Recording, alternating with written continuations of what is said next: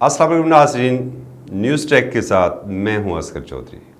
नाज़रीन, पाकिस्तान तहरीक इंसाफ ने आज़ाद कश्मीर के इंतखाबी दंगल का मार्का सर कर लिया और 25 नशस्तों के साथ अक्सरियती जमात बन के सामने आ गई। और उसके बाद सूरत हाल ये है कि इस वक्त भी इस्लामाबाद में दर्जन भर के करीब वज़राए आज़म के उम्मीदवार मौजूद हैं, जो अपनी निजी महफ़िलों में कहते हैं कि वज़ीर आज़म इमरान ख़ान का एतमाद उन्हें हासिल है और आने वाले वज़ीर आज़म आज़ाद कश्मीर वो है। हकीकत क्या है वो बताने से पहले अगर आपने अब तक न्यूज़ टू यू को सब्सक्राइब नहीं किया है तो काइंडली उसे कर ले, बेल आइकन प्रेस कर ले ताकि जो भी नया प्रोग्राम हो वो बर वक्त आप तक पहुंच सके। तो नाज़रीन, बात हो रही थी वज़ारत उज़्मा आज़ाद कश्मीर के का ताज किसके सर पर सजाया जाएगा। इलेक्शन से पहले भी ये बताया जा रहा था कि आज़ाद कश्मीर में वज़ीर आज़म के 2 उम्मीदवार तहरीक इंसाफ के मुख्तलिफ टिकट्स के ऊपर इंतखाबात में हिस्सा ले रहे हैं, जिनमें से एक बैरिस्टर सुल्तान महमूद चौधरी और दूसरे सरदार तनवीर इलियास। और पड़ला दोनों का बारी था। हमें जो अपने मुसद्दका ज़राए ने हमें यह बताया है कि मुख्तलिफ क्वार्टर्स की जानब से वज़ीर आज़म इमरान ख़ान को 3 नाम दिए गए थे, हर क्वार्टर ने एक अपना नाम दिया था। उनमें से बैरिस्टर सुल्तान महमूद चौधरी थे, सरदार तनवीर इलियास थे और ख्वाजा फ़ारूक का नाम था। ताहम अचानक मंज़र चेंज होता है और नए मंज़रनामे में एक और नाम आ जाता है। एक नाम निकल जाता है, टोटल 5 नाम होते हैं, एक नाम निकल जाता है और एक नया नाम होता है। ये नाम नया कौन सा है इसके बारे में भी आपको बताएंगे। उससे पहले ज़रा आपको बता दें कि अनवार उल हक भी जो ख़ासे मुतरक थे और उनका भी नाम लिया जा रहा था या नाम दिलवाया जा रहा था। अमूमन ये होता है कि जब भी कोई पार्टी इंतखाबात में कामयाबी हासिल करती है तो उसकी लीडरशिप आज ख़ुद ये ख़बरें चलवाना शुरू कर देती है, नहीं जनाब मैं तो बड़ा फेवरेट हूँ और मुझे वज़ीर आज़म बनाया जाएगा, मुझे वज़ीर दाखिला बनाया जाएगा, मुझे वज़ीर ख़ारजा बनाया जाएगा। और ये लॉबर उनकी लॉबिंग कर रहे होते हैं। ताहम जो वज़ीर आज़म इमरान ख़ान की शख्सियत को बड़े करीब से जानते हैं वो इस सारी सूरत हाल को इंजॉय कर रहे हैं।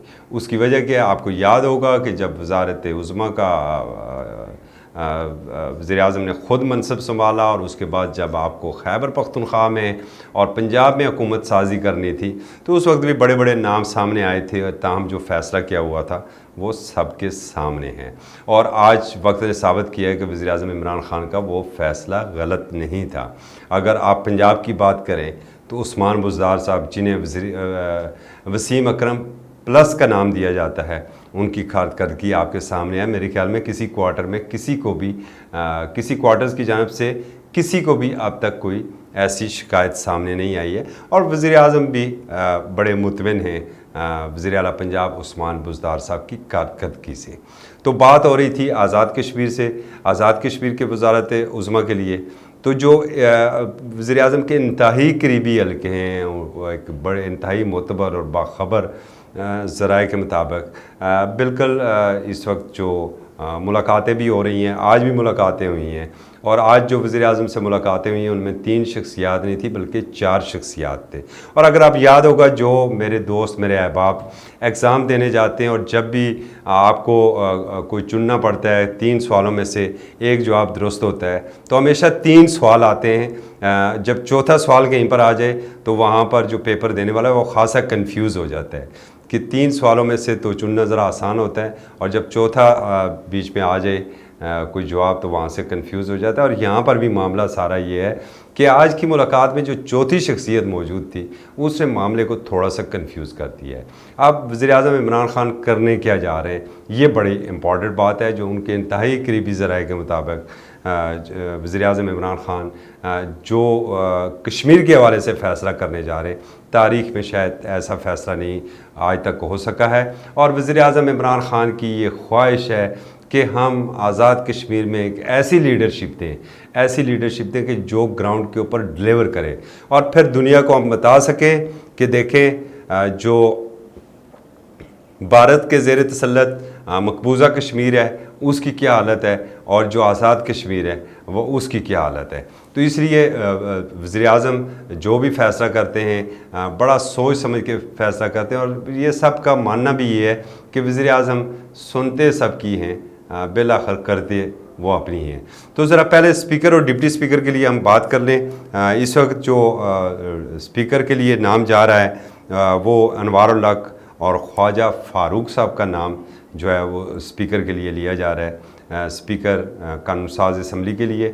ان دو ناموں کے اوپر غور ہو رہا ہے۔ اور ساتھ ڈپٹی اسپیکر کے لیے بلوچ سے کامیاب ہونے والے فہیم ربانی جو ہیں ان کا بھی نام زیر گردش ہے۔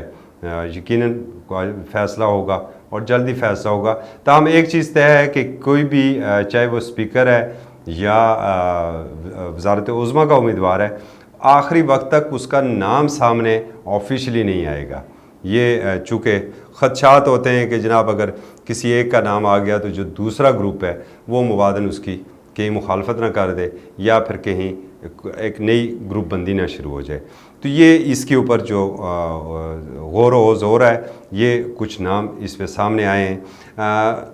کیا بنے گا سردار تنویر الیاس صاحب کا اور بیرسٹر سلطان محمود چودھری صاحب کا؟